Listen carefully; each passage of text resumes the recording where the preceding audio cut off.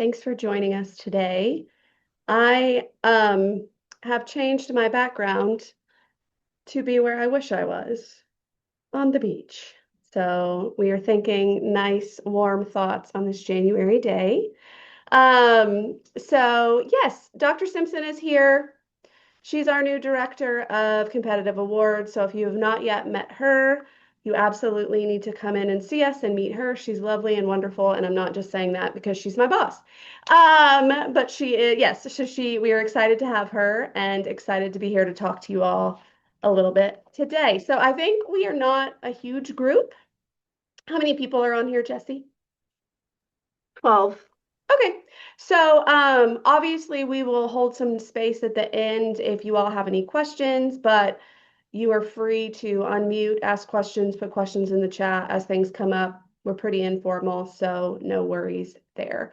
So as I said, we work with competitive awards on campus. So essentially, I recognize lots of names, so I know I'm saying this to a lot of you who already know this. But we essentially work with award opportunities that are funded external to UK.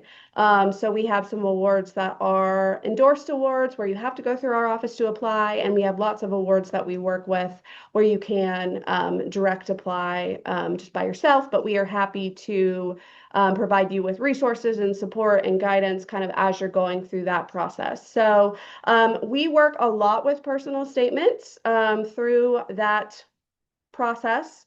Almost all of our awards require some type of written materials, right? And so when we say personal statement, that can mean a whole umbrella term of lots of different things. It might be called a personal statement, it might be called a letter of intent, it might be called, kind of just a grant statement, whatever it's called. Kind of the idea is that you are writing something to tell why you are applying for a particular opportunity and telling your story and why you are interested and what your plans are moving forward for both the opportunity that you're applying for as well as how you will use it in your future.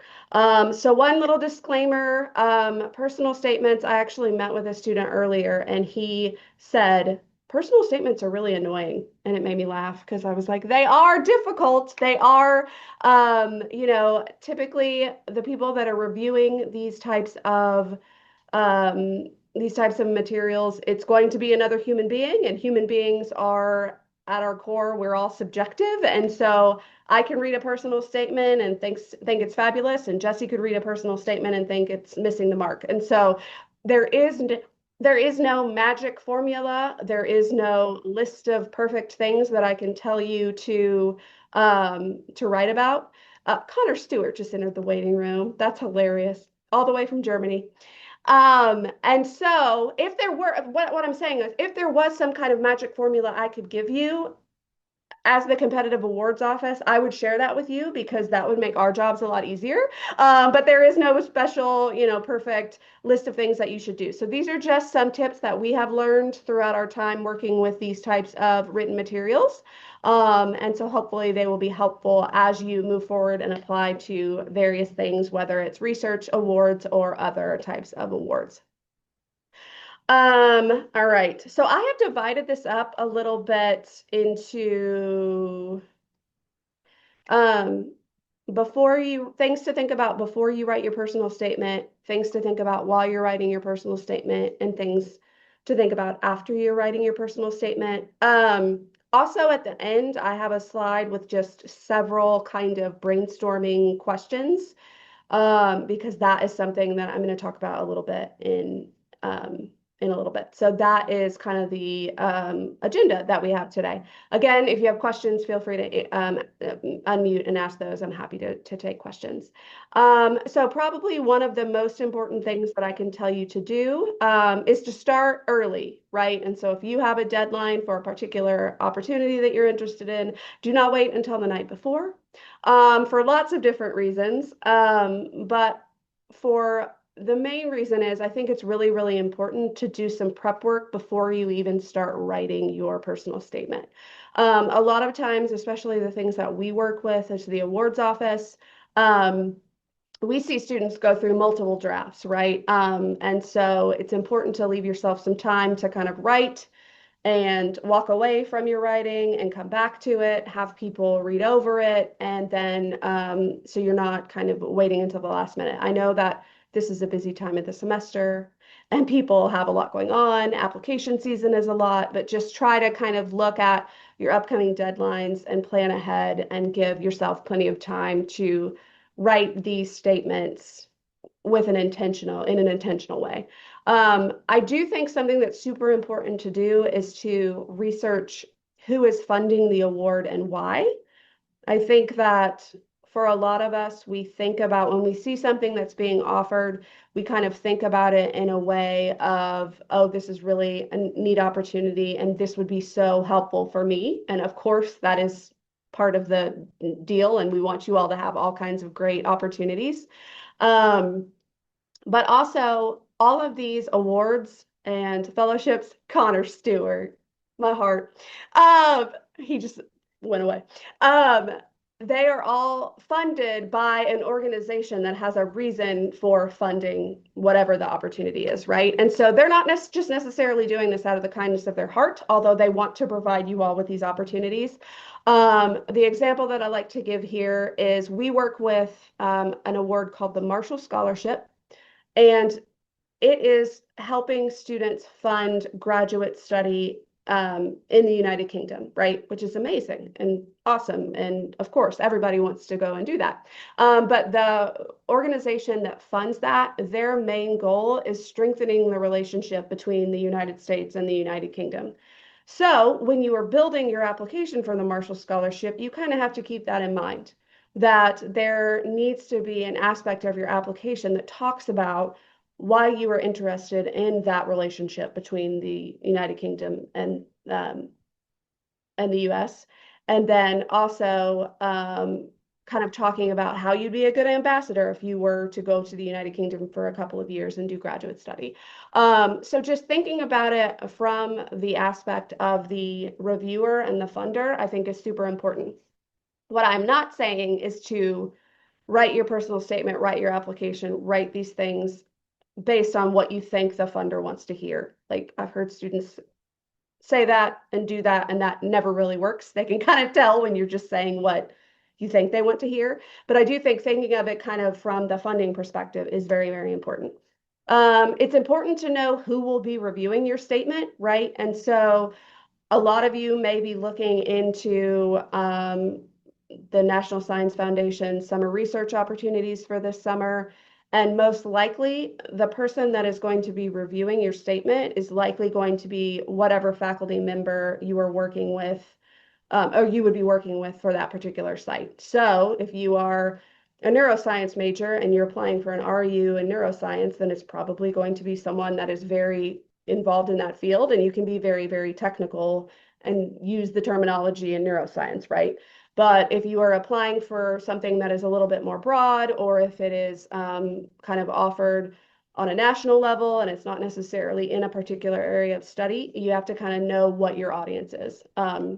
So we have some awards that they say you can talk in a very technical term, and then we have some awards that say, you know, you really need to kind of talk in more of a general audience. So somebody who is in your field, isn't in your field, is able to really kind of get what you're trying to do without going into those specific details. I think it's very, very important to spend some time brainstorming before you even start writing. I think I said that earlier. Just spend some quiet time, like thinking about all the experiences that you've had up until this point, why you even want to apply for a particular opportunity, and then what you would like to get out of it to help you in your future career, graduate school, whatever it may be. So I think that if you haven't updated your CV or your resume in a while, this is a great time to do that, because that will kind of help you brainstorm the things that you've been doing, the presentations that you've done, the publications maybe that you've had. I also think it's helpful to compile a document or a folder on your phone or computer or whatever of feedback you've received from faculty members or a PI or mentors or things like that. So maybe you took a class last semester and you wrote some statements and you got some great feedback. So kind of just reviewing that type of thing and seeing what the things are that you really want to get across in your personal statement, right? So, and coming up with, before you even think about putting pen to paper, think about maybe the 3 to 5 things that you want to get across. So maybe you know that you are applying for a very specific research experience that is in your area of study, and you want to make sure that you put in that personal statement that you have this skill set that is crucial to go and do that lab work wherever it may be. Or maybe you kind of want to, zoom out and you want to make sure that they know that you are really a hard worker or whatever it might be, but just kind of to keep yourself on track in terms of the things that you want to make sure that they know about you. Um, yeah, so like I said, I've got some prompts that I think that can help with this a little bit to just kind of get you putting some words down on paper and thinking about the things that you might want to share in a personal statement. Um, I know this sounds very silly, but the most important thing that I can tell you to do is to read the prompt for your personal statement, whatever that may be. Um, it can be Prompts can be very, very specific, right? They can have 5 questions that they want you to answer that are all about a specific opportunity, or it can say, write a 1-page personal statement. And so it's like I said, it's a whole umbrella term.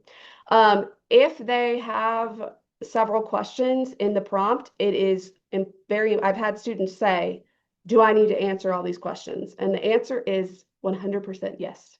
Unless it says something like, these are just suggestions, write about what you want to write about, then you don't necessarily have to answer all those questions, although I would seriously think about it because obviously they're there for a reason. But most likely I have reviewed for awards on the national level, and essentially typically what happens is you are given a rubric and it asks you, how well did this student do this? And how well did the student do this? And how well? And so probably if you are looking at something that has a very specific prompt, it's going to ask the reviewer, how well did this student answer this question and this question and this question and this question? So even if it is 4 questions and you want to do 4 paragraphs and each paragraph is about those questions, like that is so, so important. The other thing too is to continue to kind of go back to that prompt as you're writing, because I do this in that I will start on the first question and then I will just go off on a tangent, right? And start writing about whatever comes into my head next, and then not necessarily go back and review like, oh, did I really go into question 3 or 4? So that's super important that you do that as well. If it is one of them, if it's a more vague prompt or you don't have a whole lot of guidance, then that is again where I would go back and do research on the person that's funding the opportunity, the mission of the organization that's funding the opportunity, because those things are going to show you what they think is important beyond just telling your story, talking about why it's important that you do this opportunity. And yeah, so that can be very, very difficult because obviously it can go a million different ways. But that is one way to kind of see what they might be looking for in terms of their application. All right, so while you are writing your personal statement, there's lots of things that you need to kind of be thinking about. Probably one of the hardest parts of writing a personal statement is thinking about your opening paragraph, because you do want to grab the reader's attention and be memorable. So like I said, I have reviewed for some national awards. And for instance, I reviewed last semester for the Gilman Scholarship, which is the study abroad scholarship, and they sent me 60 applications to review, right? And you have to review those within like a 2-week period. That is a lot of reading. That is a lot of students. That is a lot of information. And so there are a lot of those applications that were very vague. And I feel like at the end of the application, I didn't even know anything about the student necessarily. It was a lot of talking about why study abroad is very impactful and important, which of course it is. But that's not necessarily something you need to tell a study abroad scholarship, right? And so being able to get kind of to the core of why you're interested in the opportunity immediately is very, very important. We see two very common approaches to this that are not super effective. So I just wanted to, and if you want to use these, it's your statement. So absolutely do. One thing to keep in mind is we see a lot of students that use their personal statement to kind of rehash your resume, rehash your research opportunities, whatever it may be. And if the prompt says to do that, you can do that. But if you go back to thinking about me reviewing all those Gilman applications, right? I am reading those applications all at once. You might work on your application in pieces, right? So you might write your personal statement and then fill out your demographic information and then write your resume. But I'm going to read it probably pretty quickly, and I'm going to read it just from top to bottom. So you don't necessarily need to remind me in your personal statement that you're a biology major, right? Because I've already seen that. You don't need to tell me you go to the University of Kentucky. You don't need to tell me that you are a sophomore or whatever it may be. So you have precious real estate in your personal statement. So think about the things that you can talk about in your personal statement that aren't other places in your application. Um, so yeah, and then also one thing that I hear a lot is that students will tell me I don't really have any like super light bulb moment where I decided that I wanted to go do what I'm planning to go do, right? So I've seen applications before where the personal statement says like, when I was 5, my parents took me to a museum and I fell in love with science and like that's fine. But a lot of people do that and go back to childhood and kind of think about, because a lot of these personal statements say like, tell us why you're interested in your major. And that might legitimately be why you're interested in your major. But unless it's something that's super connected to what you want to go do, and unless it's a really like impactful story, a lot of times that is not as impactful as you think it might be, just because most people at some point we have to choose a major, we have to choose where we're going with our life plan, right? And so that you don't necessarily need to come up with some major, big dramatic story. That's if you have one and you want to talk about it, by all means you can. But it's also okay to just say, I plan to go be a doctor and do research in cancer prevention or whatever it might be. Like, don't be afraid to just be frank. And it doesn't have to be, as a lot of times people think personal statements need to be kind of more literary maybe than they need to be. I think we get that from college applications. And it's fine if that's the way that you write and that's the way that you want to approach it, but it also does not have to be. Some of the best personal statements I've read are just very to the point and frank and talking about you and what you want to go do. Again, kind of going back with what I was just talking about, try to be as present and future focused as possible. There's a lot of personal statements that end up talking about these are all the things that I have already done, which is great. And they might even ask you to touch on that. But going back to your childhood, going back to high school, like that necessarily, you don't necessarily need to worry about doing that. And you need to worry about kind of talking about how you're prepared to go and talk or go and work in the future. Make sure you're primarily talking about yourself. We see a lot of personal statements that are talking about how your family may have influenced your decision to go into a particular career, or you went on a trip with your grandmother and you started learning a language and that really kind of changed. And that's all fine, and you can touch on that, but just there have been times where I've read personal statements and it's like 2 paragraphs about the family and not necessarily telling me that much about the student themselves. Again, try to avoid repetition. Don't just be repetitive and talk about things that they can find elsewhere in your application. And also, you don't necessarily need to restate the prompt.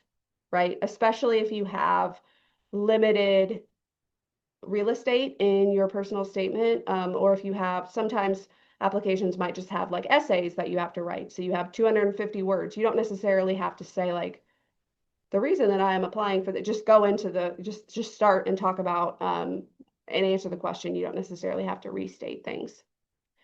Um, does anybody have any questions so far? Have any questions in the chat?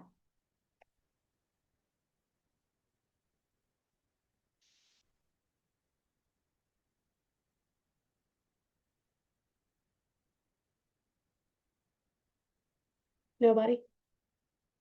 Okay. All right. Um, Also, while you're writing, probably the number one piece of advice I give students about writing any type of application is to be as specific as possible, and avoid being vague. And what I mean by that is, I think that there are a lot of times that students might say, oh, I may end up going to medical school, or I may end up going and working for a while, or I may end up going and doing this, right? And that's fine. Like, all of you all are brilliant and talented, and there's a million things that you could go do. But a lot of times these applications are going to be stronger if you really pinpoint one specific thing that you want to plan to go do and use that as kind of your springboard for why you want to do a particular opportunity. So I think there are sometimes students that don't want to necessarily speak out what they don't know yet, but that's really important. So like, I would just, go for what you think you're planning to go do. So if you want to go to medical school, then say it. Even if you say, I want to go to medical school at this particular, and I'm kind of talking about STEM in general, because I know that this is a lot of research, but I also want to acknowledge that there's all kinds of different majors here. So I don't want I don't want anybody to feel like I'm not using examples that are relative to your particular situation. But being able to really just say, I'm planning to go do this particular thing, and here are the ways that I'm going to go get there. So that's really important. I see a lot of sentences, again, kind of going back to that idea of me reviewing the Gilman applications, which is a study abroad application, talking about how study abroad is important, talking about how it's important to be in another country to learn the language. Think about if you are talking to somebody at the National Science Foundation about their research program, you don't need to tell them why research is important as a whole, right? You don't need to say, research allows me to solve problems. Well, of course it does, right? They know that. But you can say, research has allowed me to solve this problem that I am working on in my lab, and I have learned this skill set based on the fact that I am working on this particular project, et cetera, et cetera. So a good way of thinking about this is, if you are reading through your personal statement and you're looking at individual sentences, read them and think, if I write a sentence that's like, research is important because it helps us progress society or whatever, like, could your best friend also have written that sentence, right? Whereas you could make it, research is important because I am planning to help cure Alzheimer's, or whatever it might be. And I write this way. I'm wordy and I write in vague ways, so I totally get it. But just make sure that you are looking at those individual things and making sure that if there is something that is specific to you, that you're putting it in there, because that's going to make your application a little bit stronger. Again, write your statement based on what info you have now. So if you say, I'm going to go plan to get a PhD in Russian culture, and then you end up not going and doing that, 9 times out of 10, they're not going to come take the award away. There are some awards where they would take your funding back, but that is very rare. And none of the UK fellowships for summer are planning to do that. So, you just kind of have to the more specific you can be, the better, basically. Get to your main points early. I was reviewing, like I said, for some awards last semester. And I remember I read one, and obviously I didn't know the student. They were not a UK student. They were from another university. And they didn't even talk about like what they wanted to go do career-wise until the very last sentence. People are reading these very quickly and they're reading them, and they should read every single word, we would hope, right? But you don't want to make them search for the specifics about you. Come out and say, I want to go do this. I want to get this graduate degree. I want to go study this. This is the reason that I want to go and do this particular opportunity. So don't, I think that we a lot of times are taught that we need to say, this is what I'm going to say, say it, and then say, this is what I said, right? Like the intro, the middle, but you can just like put it out there immediately and tell people what you're interested in and why you think you're a good fit for a particular award. And then flow is probably one of the hardest things about these personal statements. Try to make it easy for people to read quickly. Again, the people that are reviewing these are probably reading these quickly. Don't use necessarily long flowing sentences with lots of clauses, right?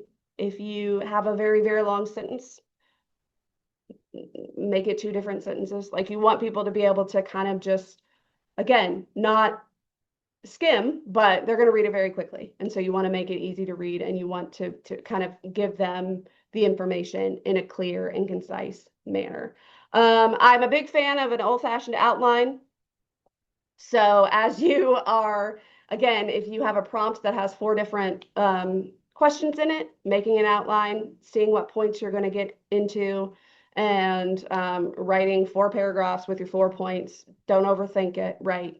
Just make sure that you don't jump around, right? So don't talk about your research here and then go and talk about why you want to go do an opportunity and then come back and talk about your research again. Just a paragraph kind of, if you have a new topic, then a new paragraph. Yeah, so after you write, very, very important, please proofread. I have found some funny typos over the years. I won't bore you with my funny stories, but be sure you proofread. The Writing Center on campus is a lovely resource. Please go and see them and have them proofread.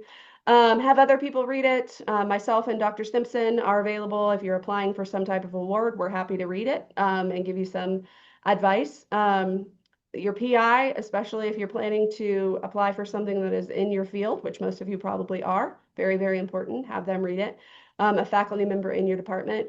But on the other hand, remember that these are all subjective, right? And so if you ask me and Jesse and Dr. Simpson and Dr. Risco and 3 other people to read your personal statement, you're going to get opinions from all of us because we're all opinionated. So you also don't want to you want it to be your story, and you want it to be that you are writing what you want to write. And I tell students all the time, like, I'm going to give you advice, but if you don't agree, that's fine. You're not going to hurt my feelings. But I think it's also important to have people read it that are very close to you and know you. And especially like if you come to me with a physics personal statement talking about your physics project, I'm not going to understand it, right? You want your physics professor to read that.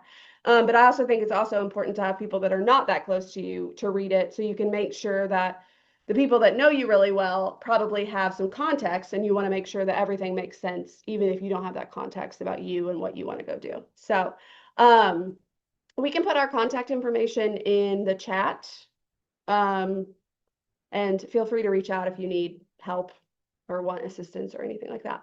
I had to put this in here, review the prompt again, make sure that you're actually answering the questions and you're not like me and you didn't wander off and start talking about your dogs or whatever it might be, because that's something I would do. So yes, so very, very important to go back, read your prompt again, read through your statement, look at the fellowship announcement again, and make sure that you're hitting all the points that you need to be hitting. Yeah, so these are some of the reflection questions that I found. And I think, like I said, it's important to just spend some time writing just in general, all the different things that you've done and all the kind of your goals for the future before you can kind of shape what you want your personal statement to look like. So I will leave these up, and if you get inspired, feel free to start writing or take a photo or but yeah, just maybe set aside some time in the next couple weeks, especially if you're planning to apply for one of these things, to spend some time thinking about your experiences so far, and maybe even having conversations with somebody in our office, Jesse, your PI, a faculty member, your best friend who's also the same major as you, whatever it might be. Because I also think there are people that I have worked with writing applications, and I will say, well, I don't think you talked about this particular thing. And they'll say, oh, I didn't even think that that was relevant. Or I'll just be having a conversation with them and they will say something that's completely 100% relevant to the particular opportunity. And then they think, oh, well, I didn't even think about that because you all are so busy. You have so much going on that a lot of times you forget even all the amazing things that you're doing. So you want to make sure that you're talking about the things that are most related to you and what your skills are, et cetera, et cetera. So that's all I've got. But we are happy to answer questions Can I or, can I add something real quick, Emily? of course. So I have reviewed scholarship applications for 9 years. And when Emily at the beginning talked about be specific, I can't tell you how many scholarship applications I have read where the students talk about this will be a great experience. Mhm. Okay, um, that doesn't tell us anything. So to kind of build that out as far as like, why is this a great experience? How will you benefit academically, personally, professionally? Um, you know, those specifics that Emily talked about at the beginning, think about that all the way through your personal statement. I Um, almost think you can't be too specific. right. Even if you think you're being specific, you probably are right on track. Like, but yes, it tends to be that things that are very vague.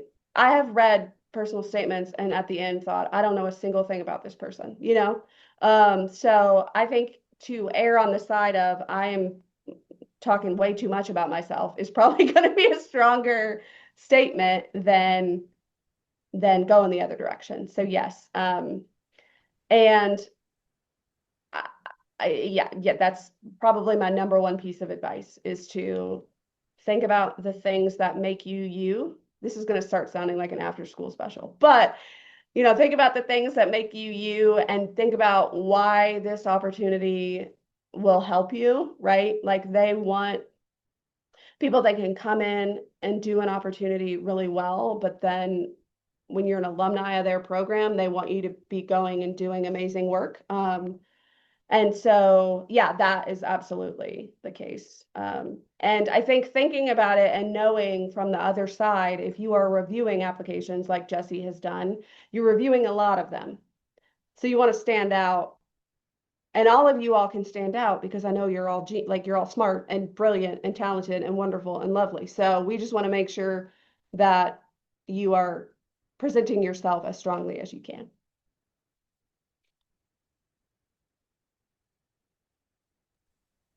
Can we have one of our students who's written a lot of personal statements, who's currently in Germany, provide a student insight? He does not want. Oh, yay! Yes! I did not know we were getting Connor Stewart today. I'm so I happy. I'm sorry. I was working late here. In Germany. No big deal. What time is it there? 11:35. It's not too bad. Okay. Wait, student insight.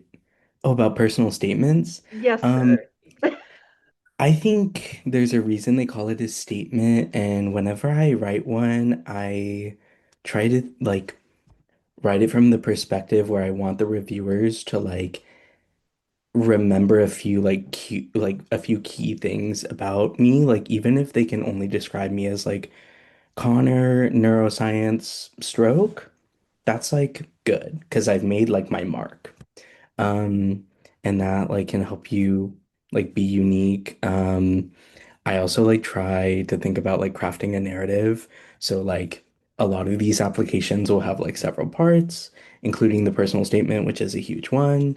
Um, and you want like your personal statement to like aid in like creating a positive like overall impression that like works well together with like the supplementary essays that like you will often have to do.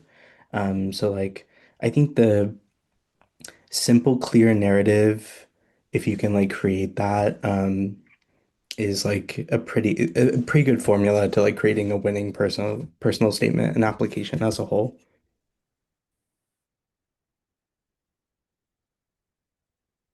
Absolutely. Yeah, you want to be memorable, right? In a good way. Does anyone have any questions for Emily, Dr. Simpson, or even Connor?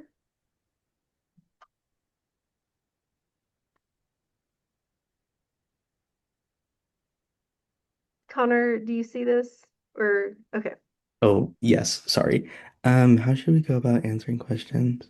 Uh, Oh,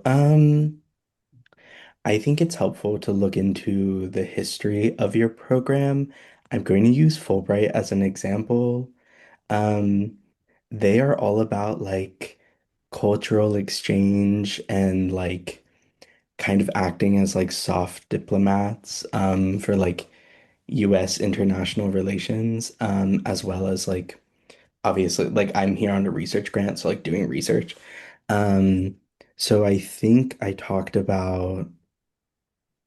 looking into the history of your program is like important because in my application I made like several references to like cultural exchange, US German relations, and I made sure that the research project I proposed like addressed issues that are common to both Germany and the US. And after talking to the other people in my cohort, a lot of us did that, and I think that's why we were successful. Um, and the reason we did that was because we like looked at the history and like all of these programs are very clear with like their goals and like their mission. So like if you look at their mission statement, that can be helpful.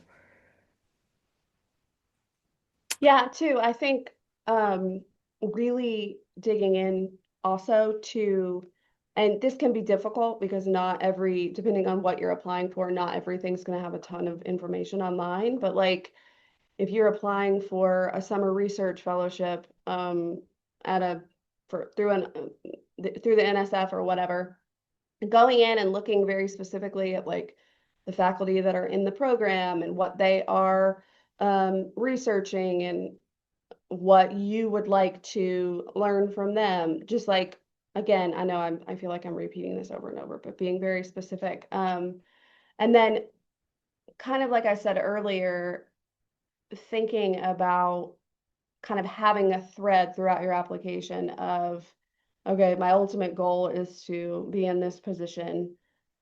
How will I'm going to go to graduate school for this, or I'm going to go work for a while in this particular area, but how would this opportunity, what skills and things will I learn in this opportunity that will help me get to the next piece, right?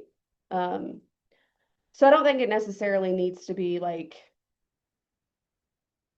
a list of things that you hope to get out of it necessarily, but just kind of in general, maybe you want to make more connections around the country. Maybe you want some skills, specific skills that you know the faculty member is really good at. Maybe, you know, whatever it might be.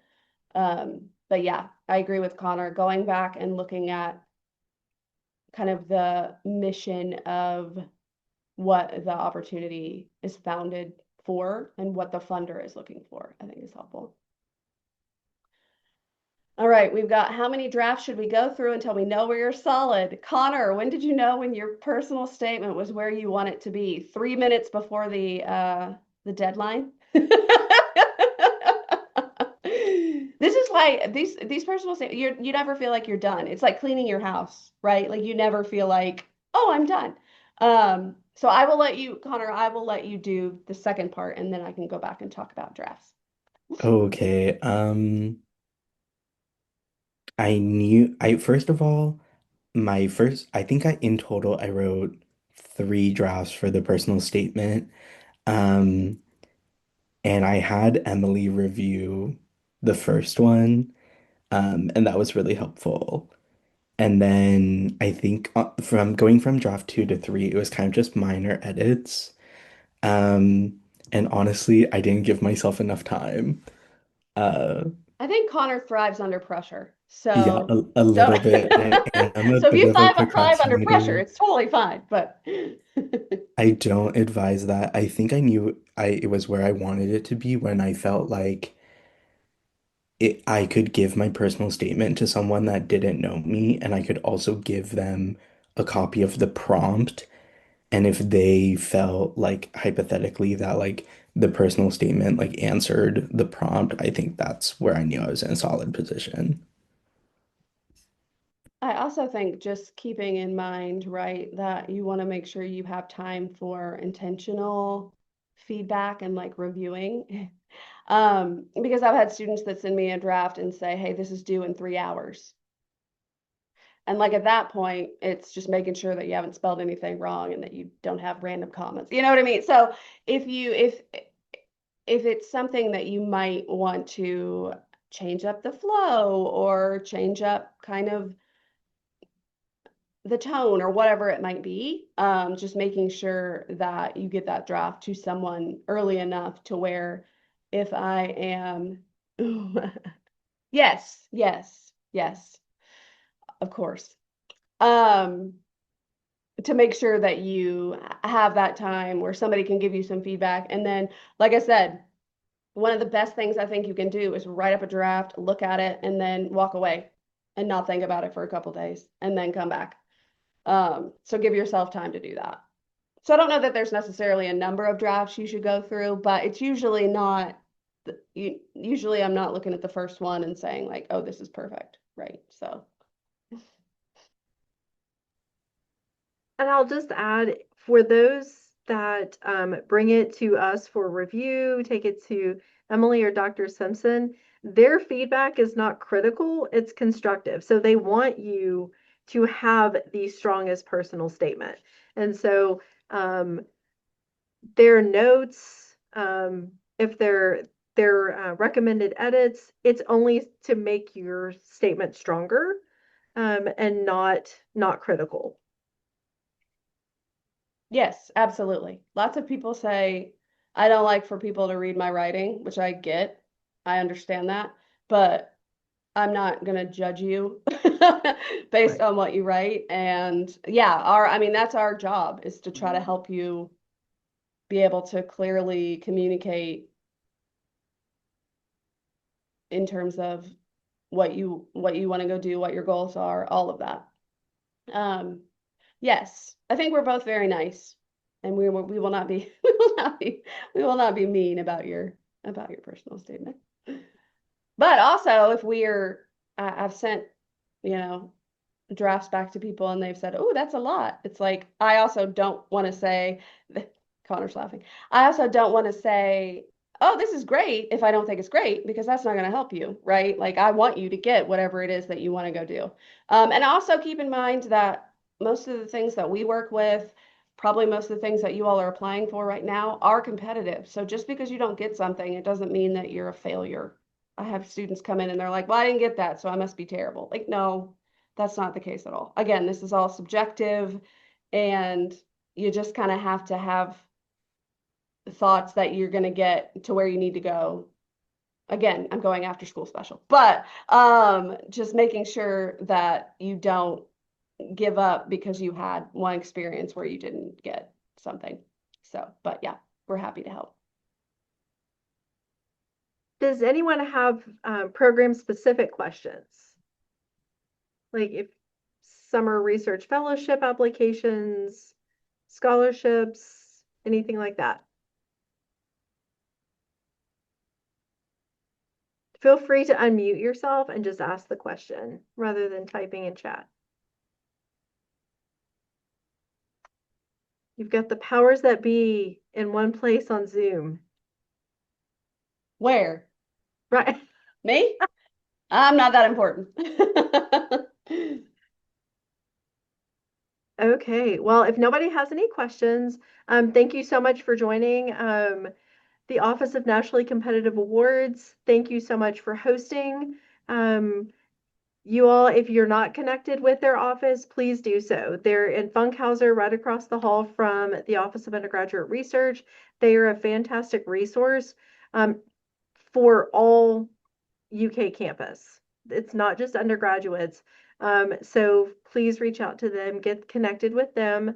If you all have any questions about summer research fellowships or anything like that, feel free to reach out to me. And we are here to support you as best as we can. So thank you all for being here. Dr. Simpson and Emily, thank you for such a great workshop, great tips, tricks, pointers. The recording will be on Nationally Competitive Awards YouTube page. So give us like 2 days for us to get it, and then we'll send the link out. Okay. All right. Thanks. Thank you all so much. Have a good rest of your night.